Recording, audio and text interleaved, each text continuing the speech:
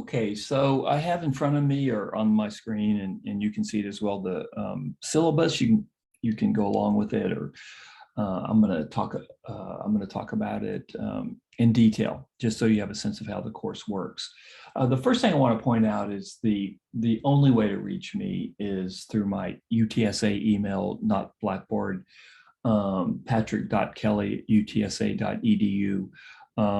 I'm very responsive. I get back to students very quickly. I'm a big believer in that, especially in the online classes, which can seem so impersonal. Um, I will get back to you quickly. I'm almost always online, and I check my email quite a bit. So anything comes up at all in class, if you're struggling, if something's happened, if you've had a car accident, a minor one, hopefully, and you can't make a midterm, if something has come up in your life that's causing you issues in the class, please reach out to me. I can't help you unless you reach out to me, because there's 200 of you. We don't meet in person, and unless you reach out to me, you're just a name on a piece of paper. But if you do reach out to me, suddenly you become a fully three-dimensional figure. And I'm willing and I'm able to help you, at least in this class, and just give me the chance. But if you don't reach out to me, I won't know what's going on. I'm not going to ask any details. By the way, your business is your business. I'm not going to get into the gritty details of your life. But if you are having a tough time, and for any reason, and we live in crazy, crazy times, everybody knows that, and it's affecting you in this class, please let me know, okay, via email. So the first page talks about the origins of the course, or the goals of the course. The course is fully online. We won't meet in person. I may have office hours once we're in-person office hours, once we're meeting in person. The classes that do meet in person, we never meet in person. I haven't decided on that. I just think Zoom actually works really well for student meetings, because it's so convenient. I know so many of you work, you have families, a lot of you work and have families. Who knows where you are, if you're even in San Antonio taking this course. So I'm very, very happy to meet with you via Zoom. And I've actually met more students via Zoom in the last 2 years than would ever come to my office hours, which I think is great. Let me talk about the required readings now. These readings, let me just stress that these readings are on reserve in the library. If you're struggling financially and having trouble buying books, and believe me, I know what that's like. I have kids in college. I know when I was in grad school, books were a huge issue. I tried to keep the costs down for this course.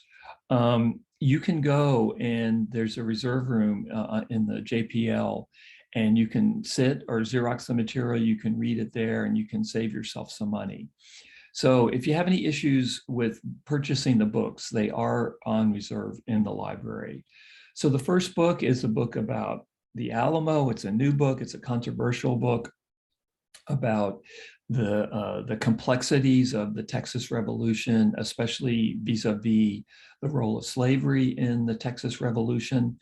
It's very well written. That's one of the reasons I assigned it. It's better written than a lot of history books. It's pretty compelling. It has a strong point of view, which you may agree or disagree with. And if you disagree, that's fine. We can talk about it. But it really does a good job for you in this course, and for me, in terms of getting across some basic information that I want you to know about the Texas Revolution, and also the complexities of it vis-a-vis Tejanos who fought with Santa Anna and against Santa Anna, which is probably the more important and surprising thing. How many Tejanos fought with Anglos against Santa Anna, and the role of slavery in the causation of the Texas Revolution. The next book is by Chris Tomlinson. He was a Wall Street Journal reporter. Now he's a columnist for the Houston Chronicle. Obviously, he's one of the writers or one of the authors of Forget the Alamo. His family, they're from the Waco area. His ancestors owned slaves. And Tomlinson was a reporter in South Africa about the time that Nelson Mandela was released from prison. He was very struck about race relations in South Africa. He came back home to Texas, and he wrote a book about the history of his white family and the enslaved folks that his white family owned and their descendants as well. He doesn't stop with the end of slavery.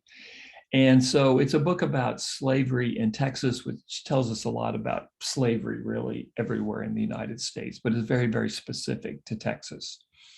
That book is on reserve as well. Empire of the Summer Moon is a wonderful book. It's a book that studies the Comanche in Texas. And the Comanche Indians basically ruled North and West Texas from the 1720s almost to the 1880s, which is pretty incredible if you think about it. There was a Comanche empire that stretched from Northwest Texas, Oklahoma, eastern New Mexico, into parts of Colorado. You had a Comanche empire within the confines of what's now the United States.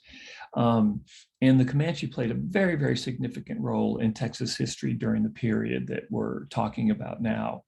And so, and it's just fascinating to talk about indigenous groups, Indian groups, I think, and students have really enjoyed the discussions of the Comanche in the past semesters, and I think a lot of you will as well. It's not long ago that the Comanches ruled the area around San Antonio, for instance.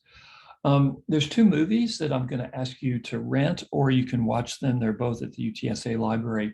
One is called The Searchers. It's a classic 1950s movie about a young woman, a young girl who was kidnapped and the search for her. And it's loosely based on the story of Cynthia Ann Parker, who was kidnapped outside of Dallas in the 1830s and became a Comanche, married a Comanche chief, had children, and the last Comanche chief is her son, Quanah Parker. So this is a fictionalized version of the Cynthia Ann Parker story. You're also going to run into Cynthia Ann Parker in the Empire of the Summer Moon book. Lone Star is a fascinating movie on Texas and the complexities of Texas by John Sayles. It's Matthew McConaughey's first significant role. He's really great in it. It's a small role, but he's very powerful. And it's a movie that makes a fictional movie that makes a lot of the points that I make in my class. So I'm asking you to rent those and watch those at certain points in the semester. I'll be also posting some readings on Blackboard that I'm going to ask you to read as well, but you don't have to purchase those. They will be given to you. One other point about the Gwyn book. A couple of semesters ago, a student actually sent me a PDF of the Gwyn book, which is on Blackboard. So if you don't want to buy the Gwyn book, there's actually a PDF on it. It's a little bit harder to read than the book itself. And of course, the Gwyn's also on reserve. But if you want to save yourself some money, which I completely understand if you do, I do have a PDF of the Gwyn book that's posted online. Okay, you know what? I think I'll stop the podcast here. Like I say, I don't want to jam too much into any one podcast. And then I'll probably do a couple more podcasts on how the course works.